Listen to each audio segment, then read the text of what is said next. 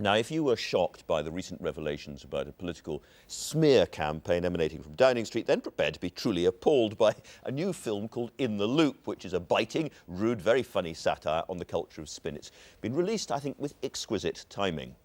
In a moment, I'm going to be talking to one of its stars, Tom Hollander, who plays a hapless minister, Simon Foster. But first, here he is, being advised by his spin doctor not to take a stance against the looming war in the Middle East.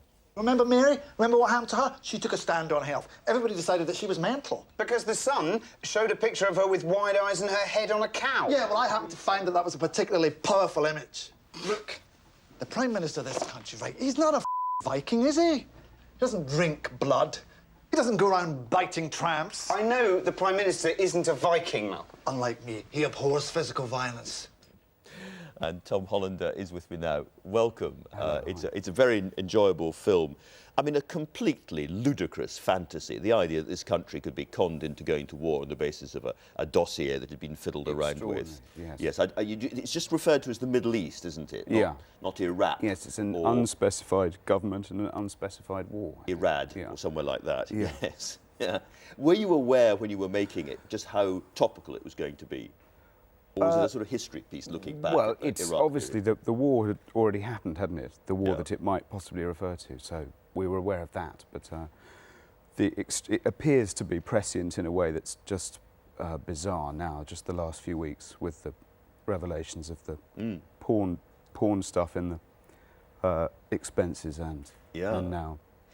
It's a film full of the most extraordinary aggressive bullying. I mean, you know, and you're mostly on the wrong end of that.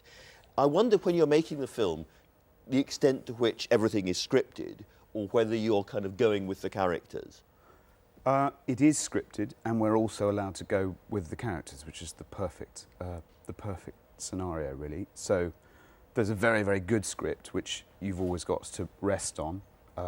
Already a better script than I generally have read when it comes to comedies, and then you're allowed to say anything. You're given the opportunity, once you've nailed the scripted version, to do anything that you might have thought of as you were doing it. So it's kind of... It's great lines in it. I love the one about about opera being just vowels, subsidised foreign vowels. Yeah. That's brilliant. There's many more like that. It's full of brilliant writing, yeah. It's also very, we should warn people, it is possibly the most foul-mouthed film I've ever seen. Yeah. Very rude indeed. Yeah.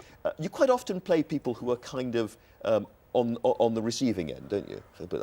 Sometimes I do. I've seemed to swing between doing that and then playing inhuman, villainous people, which I've also done my fair share of. But at the moment, yeah, this one is certainly about being somebody who gets, things dropped on him from a great height. Now, the other thing about this film is it's sensationally successful in the States at the Sundance Festival, which has become an alternative Cannes, I suppose you could call it, and made with almost no money, 3 million or whatever it was, but on a very small budget. Yes, well, it's not, you look at it, it doesn't look like an expensive film. I think a lot of the money actually went on writing. It has 4 writers, or That's possibly so 5. great. That is. Yeah. So it doesn't need, it doesn't have car chases or explosions or desert sequences. So it doesn't need a lot of money for that. It's all set in offices with strip lighting and rather tawdry environments, which seems to be the world that it's depicting. Yeah.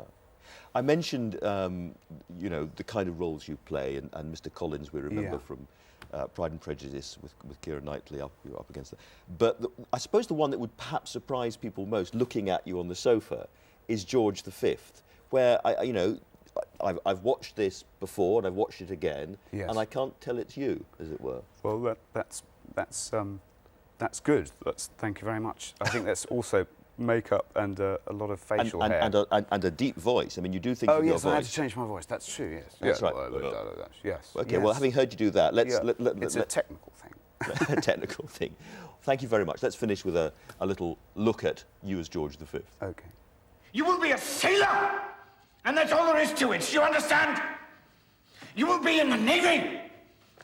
You will spend your whole life in the Navy. And there's a good chance that you will die in the Navy. And I don't want the matter ever raised again. You've got a new role, equally surprising in some ways, which it's called a film called The Soloist. Oh, yes. And yes. you had to learn to play the cello to I be did, a soloist. yes. And you did it from I wasn't the scratch. soloist, I was an orchestral player. I was playing the lead cellist of the LA Phil, so front desk. And I learnt it in 3 months, up to about grade 5, my very generous cello teacher told me. A woman called Caroline Dale, who I need to credit because she's absolutely brilliant. Go Caroline Dale. Yeah. And you played it well enough to rather impress one of the conductors. Esa-Pekka Salonen, who was, I mean, frankly, he wasn't that interested in what was going on, but he was, I fooled him enough to think that I'd done it at school or something like that, yeah. Okay, Yeah. King, cellist, unsuccessful minister. Thank you very much indeed for joining us this morning. Thank you. Now, on Wednesday, the Chancellor, Alistair Darling, will deliver his budget, and the figures will be much worse than those predicted in his last financial report to Parliament just before Christmas. But if tax receipts are